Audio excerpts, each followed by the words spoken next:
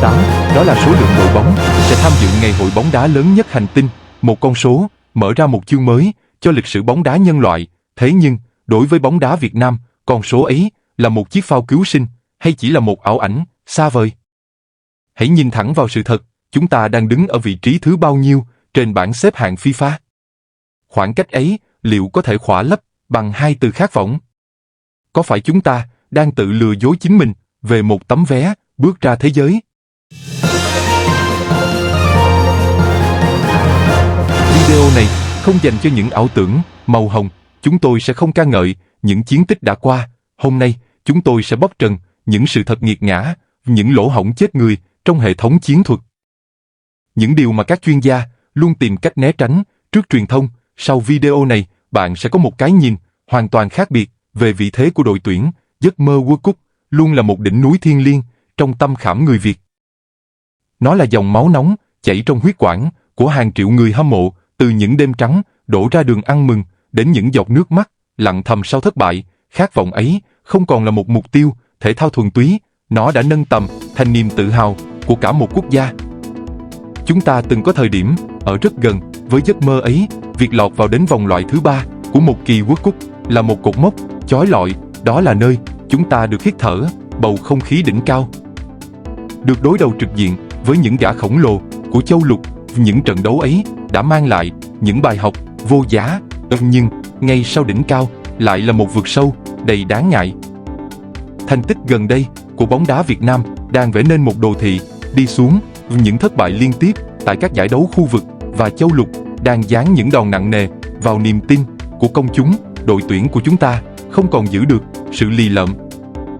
Chúng ta đang sa sút một cách hệ thống. Hãy nhìn vào những gì đang diễn ra trên sân cỏ. Khán giả truyền hình dễ dàng nhận thấy một sự bế tắc đến cùng cực, đó là những đường chuyền sai ở ngay phần sân nhà. Những pha phối hợp thiếu hẳn sự kết nối giữa các tuyến và một hàng phòng ngự luôn đặt trong tình trạng báo động. Sự tự tin đã biến mất trong đôi chân các cầu thủ. Dư luận bắt đầu dậy sóng với những làn sóng chỉ trích. Người ta đổ lỗi cho các huấn luyện viên, người ta hoài nghi về năng lực của các tuyển thủ. Những khán đài không còn chật kín như xưa. Sự thờ ơ đang dần thay thế cho bầu nhiệt huyết. Đó là một hiện tượng đáng báo động cho tương lai. Nhưng đó mới chỉ là những bề nổi của tảng băng chìm. Sự bế tắc ấy không tự nhiên mà xuất hiện. Nó là kết quả của một quá trình tụt hậu dài hạn. Khi các đối thủ xung quanh chúng ta đang tiến bộ với vận tốc phi mã, thì chúng ta lại loay hoay trong những tư duy cũ kỹ. Bây giờ hãy tạm gác lại những cảm xúc nhất thời. Hãy bước vào phòng phân tích để soi chiếu một sự thật tàn nhẫn. Muốn biết Việt Nam còn cách World Cup bao xa, cách duy nhất là đặt chúng ta bên cạnh các ông lớn. Hãy nhìn vào Nhật Bản, Hàn Quốc hay Iran. Những thế lực đã nâng tầm chơi bóng thành nghệ thuật. Khoảng cách giữa đội tuyển Việt Nam và đẳng cấp World Cup không đơn thuần là tỷ số, đó là khoảng cách về mặt tư duy và hệ thống. Khi các đại gia châu Á triển khai bóng, họ không chơi theo kiểu tự phát. Mỗi đường chuyền, mỗi nhịp chạm đều được tính toán bằng milim. Họ vận hành trận đấu như những cỗ máy lập trình. Hãy mổ xẻ yếu tố đầu tiên, cũng là chìa khóa của bóng đá hiện đại. Đó là khả năng triển khai bóng từ tuyến dưới, hay còn gọi là build up. Ở các đội tuyển đẳng cấp thế giới, quá trình build up đòi hỏi sự tham gia của cả thủ môn. Hai trung vệ sẽ mở rộng sát đường biên. Các tiền vệ trung tâm lùi sâu nhận bóng dưới áp lực. Còn với đội tuyển Việt Nam, chúng ta đang làm gì? Khi đối phương tổ chức áp sát tầm cao, tức là pressing, các trung vệ của chúng ta ngay lập tức rơi vào trạng thái hoảng loạn. Hệ thống liên lạc giữa các tuyến bị cắt đứt. Chúng ta không có những tam giác phối hợp để thoát áp lực. Hệ quả là gì? Các hậu vệ buộc phải thực hiện những đường chuyền dài vượt tuyến. Đó là những đường chuyền mang tính cầu may. Những đường chuyền dâng tặng quyền kiểm soát cho đối thủ. Một đội bóng không thể tiến hành chủ động quy trình build up thì tuyệt đối không có cửa bước ra thế giới. Sự sụp đổ trong lối chơi còn đến từ một tử huyệt lớn hơn. Đó chính là năng lực kiểm soát của tuyến giữa. Trong bóng đá, tuyến giữa chính là bộ não, là bệ phóng. Khả năng định vị không gian và chuyển trạng thái phụ thuộc hoàn toàn vào khu vực này. Các tiền vệ đẳng cấp World Cup sở hữu một kỹ năng đặc biệt. Đó là quét radar trước khi nhận bóng. Họ biết rõ không gian xung quanh trước khi quả bóng tìm đến chân. Nhờ vậy, họ chỉ cần một nhịp để loại bỏ sự áp sát, nhưng các tiền vệ Việt Nam lại có thói quen giữ bóng quá lâu. Họ mất từ 2 đến 3 nhịp để xử lý, và chính những nhịp thừa ấy đã tự tay bóp nghẹt các phương án tấn công khi tốc độ xử lý chậm hơn tốc độ áp sát của đối phương. Tuyến giữa của chúng ta ngay lập tức bị bóp nghẹt. Chúng ta không thể tịnh tiến quả bóng lên phía trên, đội hình bị chia cắt thành hai nửa, hoàn toàn cô lập, tiền đạo phía trên đói bóng, hàng thủ phía dưới chịu áp lực liên tục chính từ sự yếu kém của tuyến giữa. Đội tuyển Việt Nam liên tục để lộ những khoảng trống chết người trước vòng cấm địa. Đối thủ chỉ cần một vài đường chọc khe đơn giản là có thể xé toạc hệ thống phòng ngự của chúng ta. Đây không phải là lỗi của cá nhân, đây là sự thất bại của khối đội hình. Một khối đội hình chuẩn mực phải duy trì khoảng cách từ 30 đến 35 mét giữa hậu vệ cánh và tiền đạo cắm. Các cầu thủ phải di chuyển đồng bộ như một khối thống nhất. Khi khối này bị kéo giãn, các khoảng trống sẽ xuất hiện, và ở đẳng cấp World Cup, mọi khoảng trống đều phải trả giá bằng bàn thua. Nguyên nhân gốc rễ của tấn bi kịch chiến thuật này nằm ở đâu? Nó nằm ở hệ thống đào tạo trẻ. Các lò đào tạo của chúng ta đang dạy cầu thủ chơi bóng bằng bản năng. Họ quá chú trọng vào kỹ thuật cá nhân rườm rà mà quên đi tư duy không gian và nhận thức chiến thuật. Cầu thủ trẻ Việt Nam thiếu hẳn những bài học về cấu trúc đội hình. Họ biết lừa bóng, biết dứt điểm, nhưng họ không biết phải đứng ở đâu khi đội nhà mất bóng. Họ không biết cách di chuyển để tạo khoảng trống cho đồng đội khi bước vào môi trường bóng đá đỉnh cao. Sự thiếu sót về tư duy sẽ lộ ra một cách mồn một.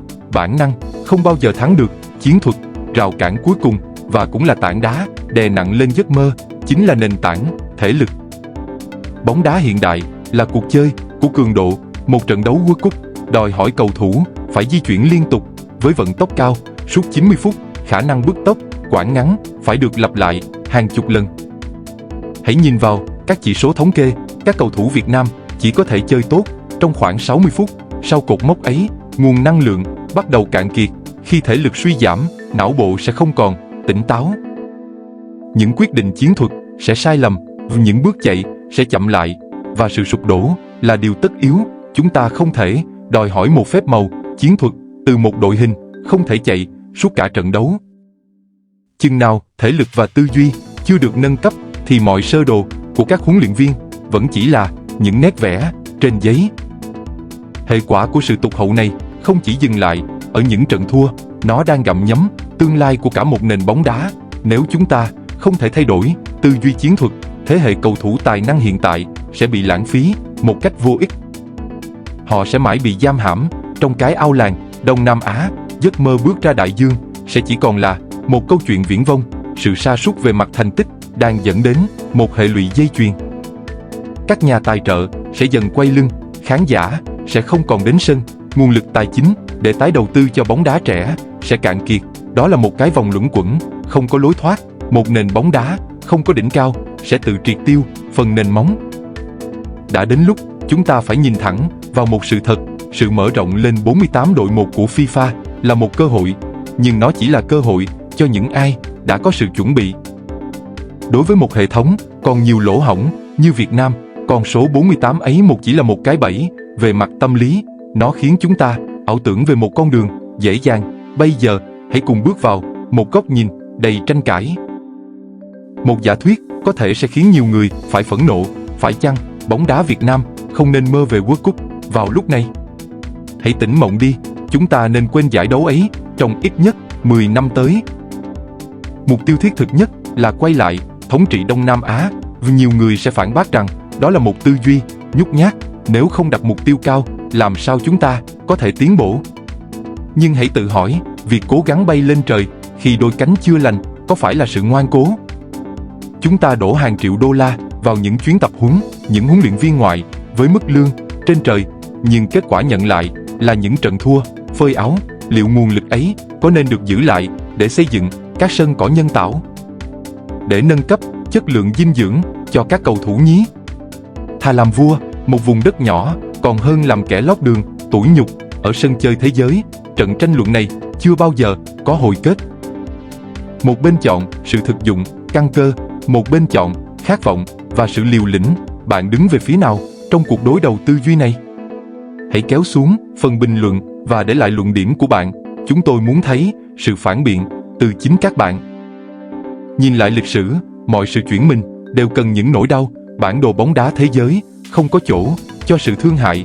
Muốn đứng chung mâm với những gã khổng lồ, chúng ta phải chấp nhận đập đi xây lại. Một cuộc đại tu từ gốc rễ là giải pháp duy nhất. Dự báo từ các chuyên gia chiến thuật, mốc thời gian khả thi nhất để Việt Nam chạm tay vào tấm vé World Cup là năm 2034. Đó không phải là một con số bốc thăm may rủi, đó là một chu kỳ vừa đủ 10 năm.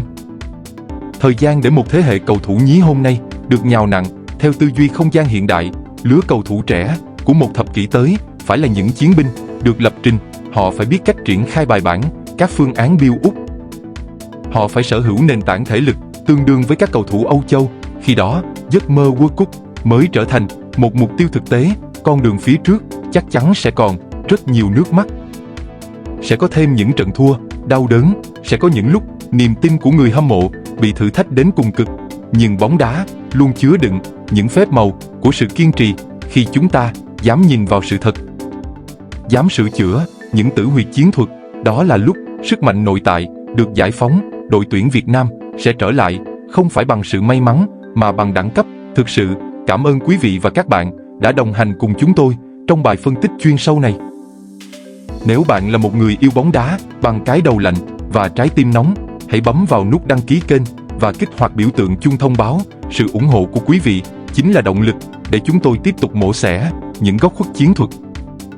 Trước khi khép lại chương trình hôm nay, chúng tôi xin gửi lại một câu hỏi để quý vị cùng suy ngẫm. Theo bạn, để hiện thực hóa giấc mơ 2034, chúng ta nên tin dùng một huấn luyện viên ngoại đẳng cấp hay đã đến lúc trao cơ hội cho một chiến lược gia nội hiểu rõ nội lực quốc gia? Hãy để lại góc nhìn của bạn ở ngay bên dưới. Xin chào và hẹn gặp lại trong những bài phân tích tiếp theo.